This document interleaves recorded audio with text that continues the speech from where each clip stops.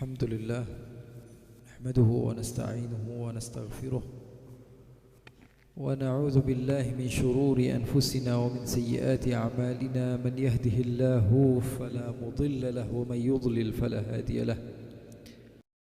أشهد أن لا إله إلا الله وحده لا شريك له، وأشهد أن سيدنا وحبيبنا وعظيمنا وقرة أعيننا ونور قلوبنا محمدا عبده ورسوله. اللهم فصل وسلم وبارك وكرم وعظم ومجد وتكرم وتحنن على سيدنا محمد وعلى آله وصحبه أجمعين. سبحانك لا علم لنا إلا ما علمتنا إنك أنت العليم الحكيم. رب اشرح لي صدري ويسر لي أمري واحلل عقدة من لساني يفقه قولي وسدد لساني واهدي قلبي بجاه النبي والآل والصحب. اللهم إني أعوذ بك من علم لا ينفع وعمل لا يرفع وقلب لا يخشع ودعاء لا يستجاب لها والحمد لله رب العالمين. Alhamdulillah, sahabat-sahabat yang hadir secara langsung atau yang mendengar di siaran channel kami, mudah-mudahan Allah Subhanahu wa taala berikan keberkahan kepada kita semua. Insyaallah kita terus-menerus menjadi orang-orang yang terus berusaha untuk menjadi baik dan mengajak orang untuk terus berubah menjadi lebih baik lagi. Karena tidak ada manusia yang sempurna kecuali mereka yang berharap mau untuk berubah menjadi diri yang lebih sempurna. Ma'asyiral hadirin, terkadang kita merasa bahwa majlis yang kita sekarang hadir pada malam hari ini adalah majlis yang biasa-biasa saja.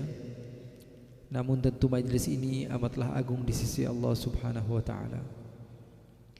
Seperti kata Al-Habib Ja'far tadi bahwa Nabi Muhammad sallallahu alaihi wasallam bersabda bahwa sesungguhnya Allah Subhanahu wa taala memiliki malaikat-malaikat yang berkeliling untuk melihat hamba-hamba Allah yang rajin berkumpul berzikir kepada Allah, mencari ilmu. Mereka mendapatkan ridhanya Allah Subhanahu wa taala. Bahkan ketika ada orang yang datang bukan karena niat untuk belajar sekalipun, Allah katakan humul qaum la yashqa bihim jalisuhum. Mereka adalah satu kelompok yang duduk sama mereka tidak akan pernah seseorang mendapatkan penderitaan. Duduk tidak akan pernah mendapatkan penderitaan. Terlebih mengambil, terlebih mendapatkan manfaat. Maka orang tersebut akan menjadi orang yang semakin dekat dengan Allah Subhanahu wa taala. Mungkin sebagian di antara kita menganggap biasa, namun pahalanya di sisi Allah begitu besar. Apalagi kalau manfaat.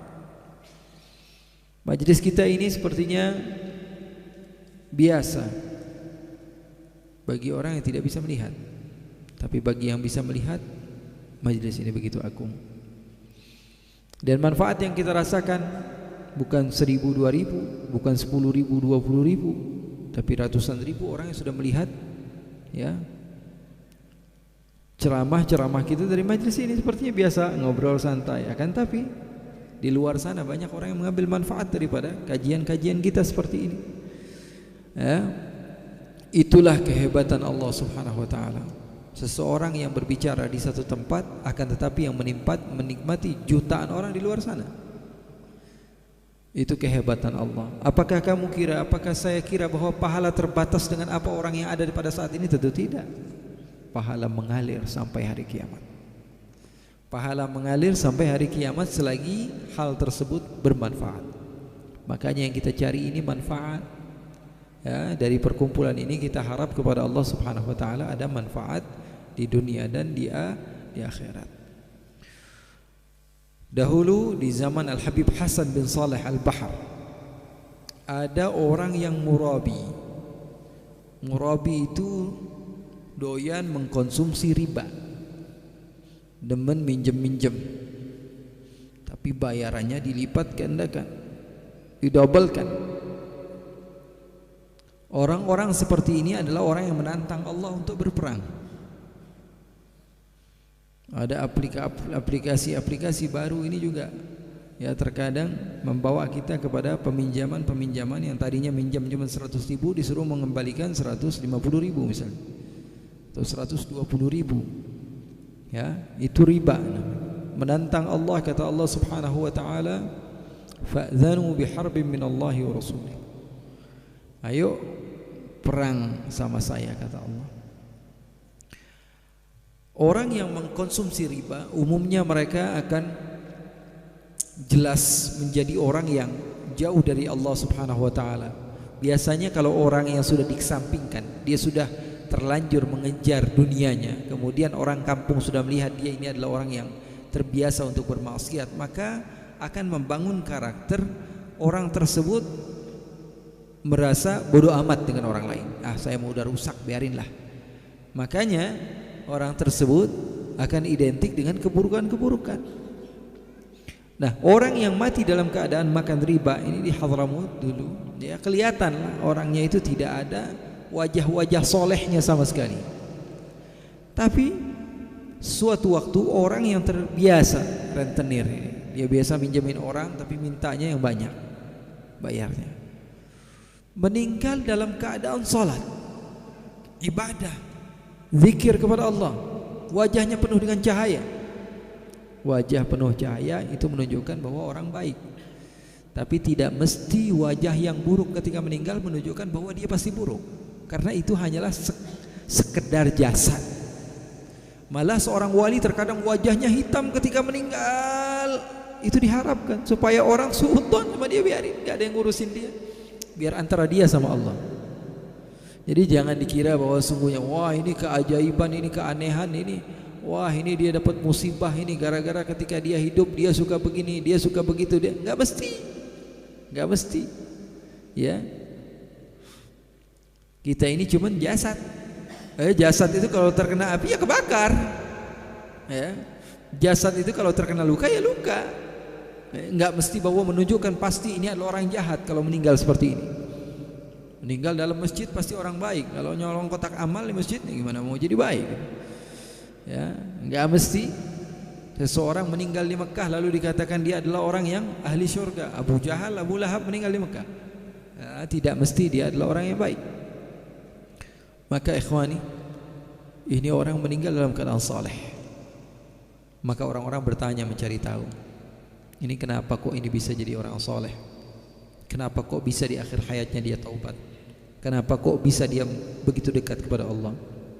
Lalu ditanya kepada Al-Habib Hasan bin Shalih Al-Bahar, beliau mengatakan, saya melihat orang ini hadir di majelis saya. Waktu itu dia mau nagih utang, karena dia rentenir, mencari-cari orang yang pernah punya hutang sama dia. Ketika dia sedang duduk, maka dia asyik mendengar penjelasan dari guru tersebut, sehingga Allah berikan hidayah kepadanya dan meninggal dalam keadaan husnul khatimah. Ada orang cerdas seperti itu.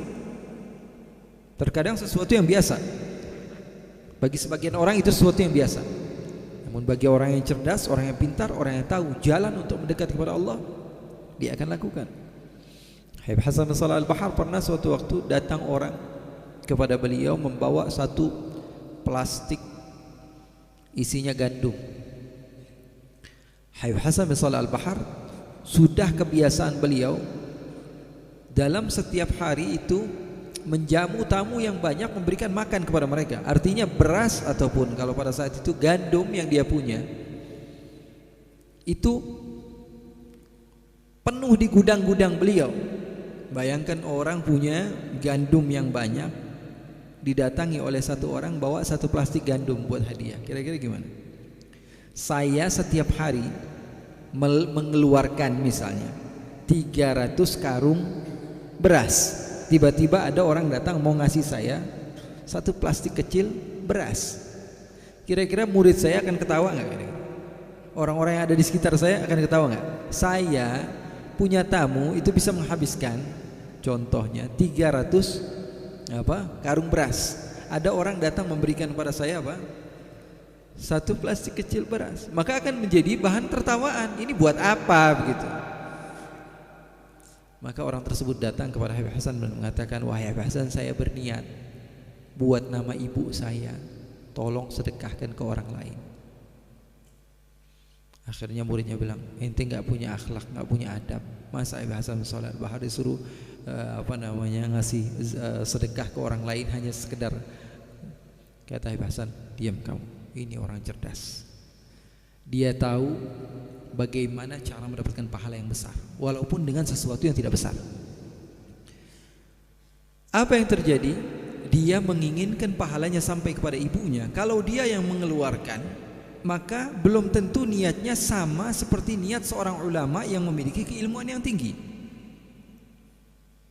Ketika dia mengeluarkan hadiah dan ulama mengeluarkan hadiah, hadiahnya sama, tapi yang mengeluarkan adalah orang yang beda, hasilnya beda. Hasilnya beda. Makanya sahabat Nabi ketika mereka diejek oleh sebagian, maka orang-orang as-sabiqun al-awwalun, maka sebagian di antara mereka dipanggil oleh Rasul, dan Rasul sallallahu alaihi wasallam katakan, apapun yang kalian keluarkan walaupun sebesar gunung Uhud sekalipun tidak akan pernah sama dengan apa yang dikeluarkan oleh sahabat-sahabat saya. Kenapa? Karena mengeluarkannya di saat paling tepat. Mungkin ada satu pondok pesantren yang besar. Pondok tersebut tidak akan pernah terbangun kecuali dengan uang 50.000 di bata yang pertama. Maka seorang mudir mungkin menawarkan kepada orang lain, siapa yang mau menjadi donatur pada saat itu. Maka ada seseorang yang biasa-biasa saja mengeluarkan dan membantu sehingga membangkitkan gairah seorang ulama ini untuk membangun pesantren. Walaupun setelah itu, setelah menjadi pesantren yang besar, ada orang yang memberikan 1 miliar sekalipun, maka tidak akan pernah sama dengan apa yang diberikan oleh orang-orang yang memberikan di waktu awal. Pemberiannya berbeda jauh dan pahalanya berbeda jauh. Tidak dilihat daripada sedikit banyaknya. Banyak ya. Terkadang ya saya dengar di pondok Darul Lughah wa Da'wah dahulu Al-Habib Hasan Baharun, beliau meminta dana dengan satu map isinya sekian. Hanya berapa ribu saja atau berapa puluh ribu pada uang saat itu. Akan tetapi tanpa ada wakaf tersebut, tentu sekarang tidak akan pernah terjadi sesuatu. Makanya hebatnya orang yang faham cara mengeluarkan yang benar, maka dia akan mendapatkan pahala yang besar. Nah, si fulan ini dia memberikan kepada Habib Hasan bin Shalih Al-Bahar satu plastik kecil. Dia katakan, tolong berikan hadiah ini, sedekah ini atas nama ibu saya. Maka Habib Hasan bin Shalih Al-Bahar ketika melihat murid-muridnya tertawa, dia bilang, diam. Justru kalian yang tidak paham. Dia ini orang cerdas, orang pintar. Diambil sama Habib Hasan bin Shalih Al-Bahar, kemudian disedekahkan kepada orang lain dengan nama ibunda beliau. Karena seorang yang alim salaf, mereka sampai-sampai mengatakan, ma akhadtu kitaban illa wa ma'i 70 niyah. Saya tidak ambil satu buku sekalipun kecuali saya sudah mempersiapkan 70 niat. 70 niat. Kalau dikatakan tadi niyatul mu'min khairun min amalih, betul. Karena niat enggak mungkin riya, makanya niat lebih baik daripada amal. Kenapa sih Habib? Kok niat lebih mulia daripada amal? Padahal amal kan capek begini. Niat bisa enggak riya? Niat bisa nggak pengen dilihat orang lain gitu. Tapi amal bisa.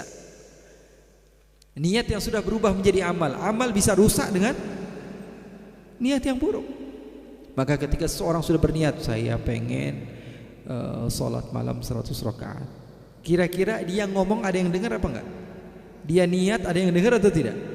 Makanya pahalanya besar. Tapi kalau sudah dilakukan, bisa jadi itu bercampur dengan riya dan ujub. Makanya niat seorang mukmin lebih baik daripada amalnya. Ya, bukan berarti bahwa enggak perlu beramal, berarti niat-niat aja terus. Ya, tentu tidak akan mendapatkan pahala yang besar di sisi Allah.